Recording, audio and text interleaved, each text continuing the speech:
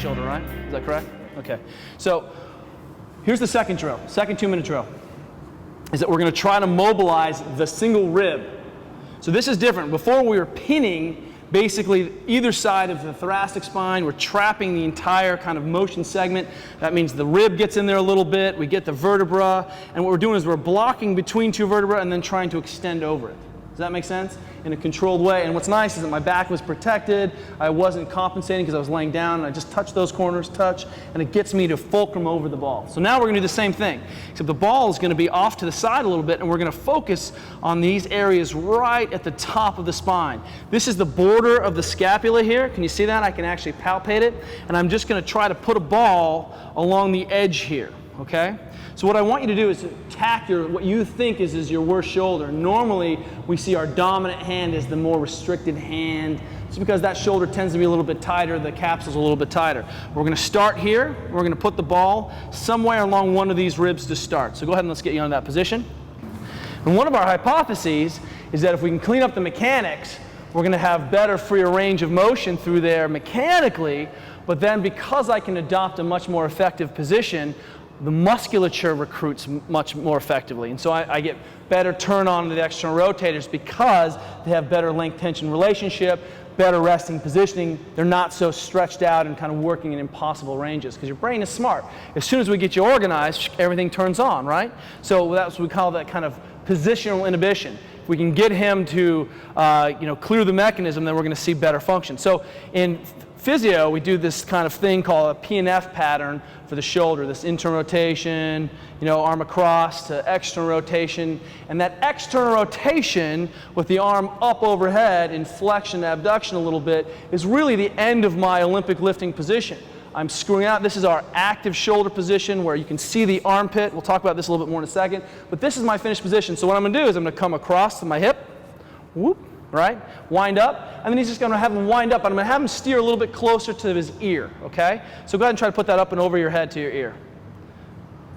And then you're just going to external rotate to that. Oh, there it is! That's all we know, it's gold, right? You can tell. You just flinched in the crowd, right? Please don't hurt him. Good, come back. And again, what we're trying to do is get the mobilization through that, okay? And just hitting that corner. You got that? Is that easy? Can you feel that? You see that we're getting more of this kind of focused local mobilization. Don't let him fly the rib cage. And if I'm a super buddy, what do? I just press right through the ball. Go ahead and come to that corner, and then up and over. You guys can you see that? Can you replicate that? Good. Stop. Don't get any better. Let's do the 2-minute drill. Grab a ball. So I want you to choose one arm. And what we're going to see is, do we make a difference between the two arms? You said you choose the choose the shoulder that you want to work on. They're both good shoulders, right? And you guys should have corrected me because there's no dominant shoulder. Like I can snatch left-handed and right-handed.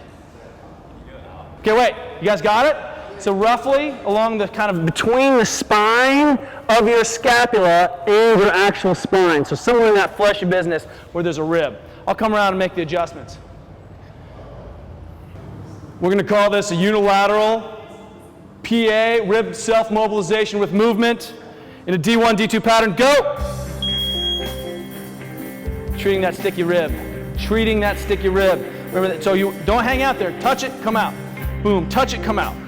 Hit those corners. And if my athlete's flying wide, I want you to be here. Do you feel that difference? Yeah, that's it, huh? That's the money. Come back to your corner. Up by your ear, that's that position. That's what we want to move, is getting that thing kind of sticking underneath the rib cage there. You feeling it? And you'll notice that you're totally cheating off by trying to unload that one side. There you go. Hitting that corner. There you go. We're just going to touch that corner, boom, and out, right? So here to here. And then that ball, exactly, anywhere along those reins, and you can go up and down. If you hit a corner that doesn't feel like it's doing much, right? Usually it feels like it's doing something. Where should your hand be able to easily get to? The ground! Ah, right there! Look at that face. That's the crazy horse eye. That's a technical term.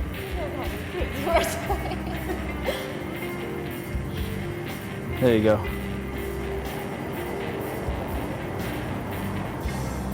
Good, and again, if I'm a friend, you see my professional punch her in the shoulder grip so it doesn't get creepy. Touch, good, come back out. Isn't that awesome? Oh, look, you have 35 more seconds of suffering. Suffer, babies. Suffer. And once you feel like something's changed, go hunt something else. Does this feel different than the last one we did? Yeah, absolutely it does. And it hurts. It hurts worse? Absolutely. So what we're doing is we're taking the second piece. Hey, maybe I don't have a thoracic stiffness problem, maybe I have a rib stiffness problem. Good, hitting that corner. The 2-minute drill. Excellent. Right through there, that's where we're oscillating through.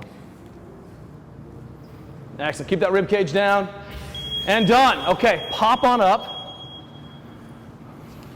And what we want to do is just a quick test and see if that changed one side or the other. And oftentimes we may or may not see a difference. So which side did you just do? Did that side?